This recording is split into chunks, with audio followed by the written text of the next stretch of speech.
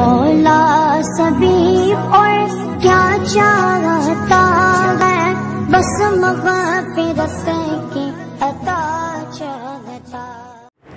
کسی بندے نے کسی کے ساتھ سود کا لین دین، سود کا معاملہ کیا ہوا ہے،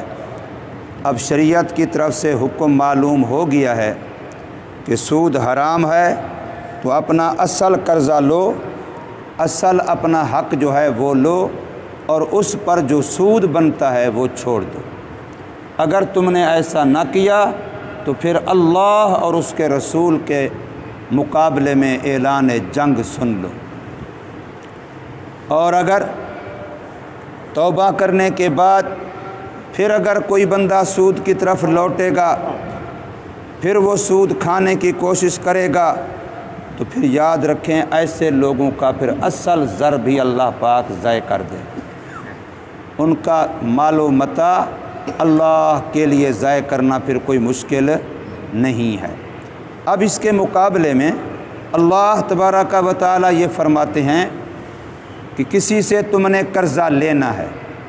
اور جس سے تم نے قرضہ لینا ہے وہ تمہارا مدیون ہے، وہ تمہارا مقروض ہے، اور وہ تنگ دست ہے۔ تمہیں پتہ ہے کہ اس وقت اس کے پاس قرضہ دینے کی سکت نہیں ہے، تو پھر تم اس کو مزید مہلت دو۔ جتنا تم مہلت دو گے، جتنا قرضہ تم نے اس سے لینا تھا، فرض کریں کسی نے 1,00,000 روپیہ اس سے لینا تھا، اب 1,00,000 روپیہ قرضہ دیا کسی کو، یہ 1 مہینے کے لیے میں نے آپ کو دیا ہے، تو مہینے کے لیے جس کو تم نے 1,00,000 روپیہ قرضہ دیا، لیکن صرف اور صرف اللہ کے لیے دیا، کوئی دنیاوی مفاد، کوئی اس پر سود منافع لینا مقصود نہیں ہے، جس کو قرض حسنہ کہتے ہیں۔ تم نے 1,00,000 دیا، 1,00,000 ہی واپس لینا ہے، 1 مہینے کے لیے فرض کرو تم نے دیا،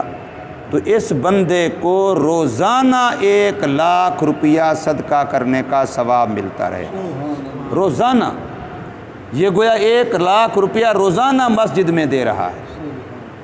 اگر 30 دن کے لیے مہلت پہ دیا۔ اب 30 دن پورے ہو گئے، مہلت مکمل ہو گئی، اب حق تھا کہ وہ تمہارا قرضہ واپس کرے، لیکن وہ بیچارہ تنگ دست ہے، اس کے حالات ایسے نہیں ہیں کہ وہ واپس کر سکے، تو تم اس کو مزید مہلت دے دو، چاہے مہینے کی، چاہے 10 دن کی، چاہے 15 دن کی، چاہے جتنا کی۔ اب جتنی تم اس کو مہلت دو، اب تمہیں روزانہ اس قرضے سے ڈبل صدقے کا ثواب ملے گا۔ یہ رسول اللہ صلی اللہ علیہ وسلم کی حدیث ہے،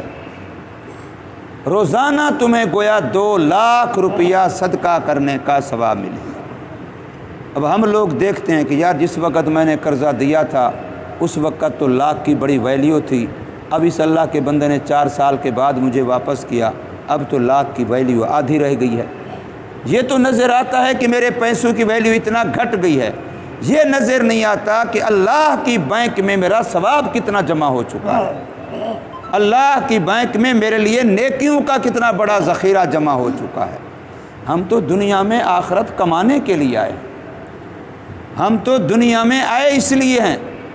کہ آخرت کمانے کے لیے۔ تو فرمایا کہ تم اگر اس کو مہلت دیتے ہو، تنگ دست کو جو مجبور ہے، تمہیں پتہ ہے کہ وہ بیچارہ ادا کر سکتا فی الحال نہیں ہے، تو اس کو اتنے دنوں تک مہلت دو جتنے تک ادا کرنے کی اس میں سکت پیدا ہو جائے۔ جس وقت وہ دے سکتا ہے اب اس سے تقاضا کرو،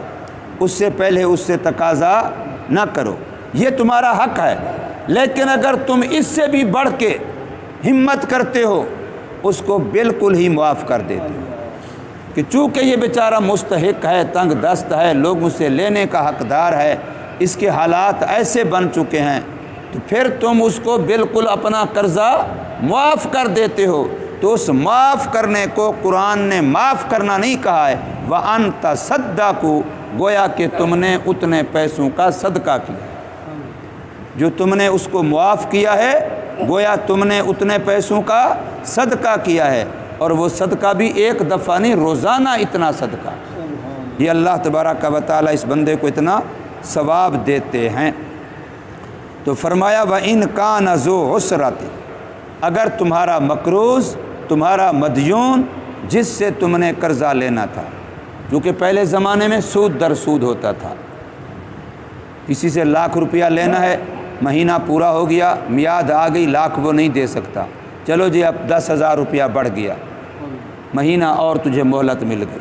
اب مہینہ اور گزر گیا، وہ بیچارہ جو 1,00,000 نہیں دے سکتا تھا اب 1,10,000 کہاں دے سکتا ہے، اب 1,10,000 تھا، اچھا بھی تو نہیں دے سکتا، چلو مہینہ ایک اور مہلت ہے، 10,000 اور بڑھ گیا، اب یوں بڑھاتے جاتے 1,00,000 کے کئی لاکھ بیچارے کے ذمے بنا کے کاپیوں پر لکھ رہے ہیں، اسی کو کہتے تھے بیاج۔ یہ ہندو لوگ جب پاکستان میں تھے تو وہ یہ کام کیا کرتے تھے، اور جنسوں کے بارے میں یہ ایسے چلتا ہے، کسی نے گندم اٹھائی، اس کو گندم دے دی،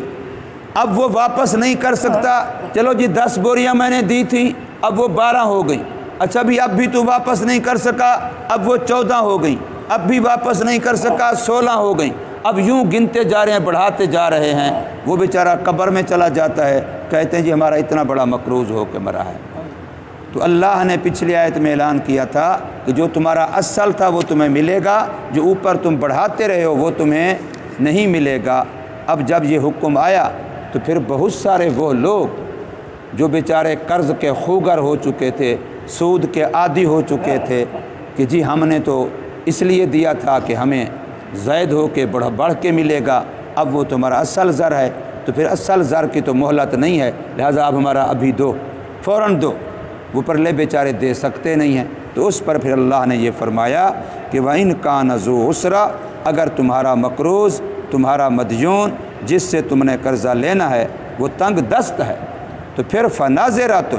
پھر اس کو مہلت دینا تم پر واجب ہے۔ یہ علماء نے لکھا پھر مہلت دینا اس تنگ دست کو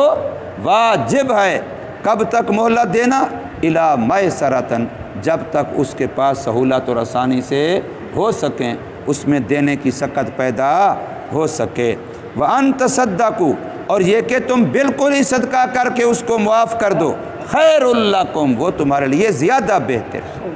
اب بظاہر تو بندہ کہے گا میرا 1,00,000 روپیہ تھا، میں نے 1,00,000 معاف کر دیا، میرا تو نقصان ہو گیا، لیکن قرآن کہتا ہے خیر لکم، وہ تیرے لیے بہتر ہے۔ اب ایک ہے دنیا اور ایک ہے آخرت، ہماری آخرت والی آنکھ ہی بند ہو چکی، اس لیے ہمیں دنیا کا نفع نقصان نظر آتا ہے۔ وہ جی میں اگر اس کو 1,00,000 روپیہ چھوڑ دوں، معاف کر دوں، میرا کیا بچتا ہے؟ بے اللہ کا بندہ تیرا کیا بچتا ہے؟ یہ تو پتہ چلے گا جب مرے گا کہ یہ 1,00,000 کتنے ارباں کھرباں بن کے تیرے سامنے آتا ہے،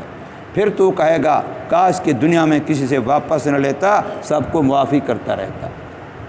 پھر پتہ چلے گا کہ یہ دنیا کا اندر جو اللہ نے مجھے موقع دیا کہ کسی غریب، کسی یتیم، کسی کمزور کی میں مدد کر سکوں۔ اللہ کو کمزوروں کی مدد بہت پسند ہے،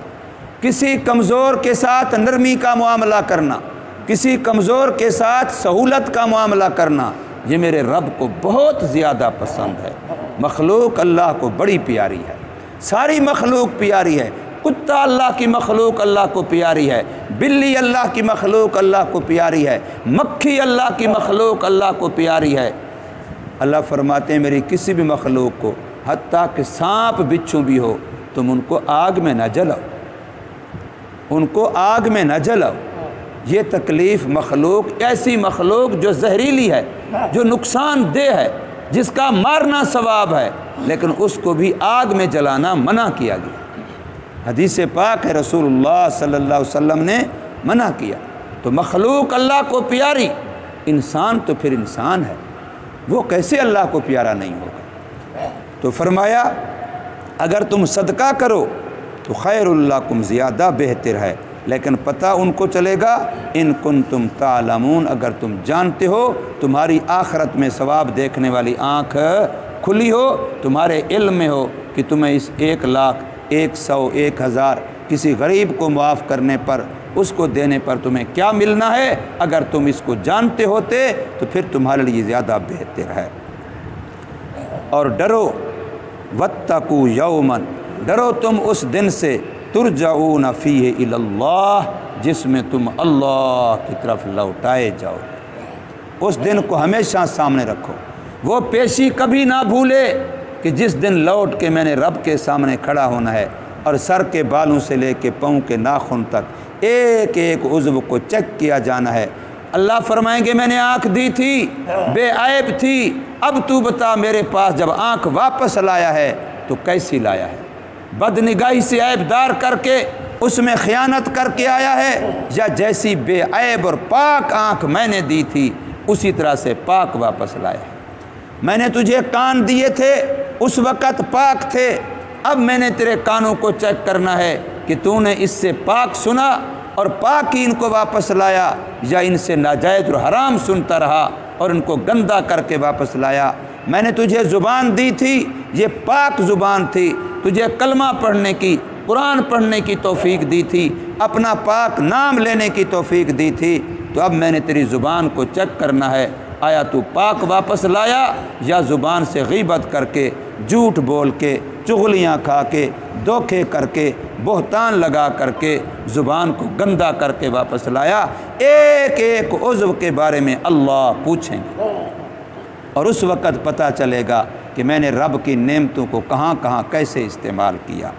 تو فرمایا واتقوا یوما، اور ڈرو ایسے دن سے ترجعون فیہ الی اللہ، جس میں تم اللہ کی طرف لوٹائے جاؤ گے۔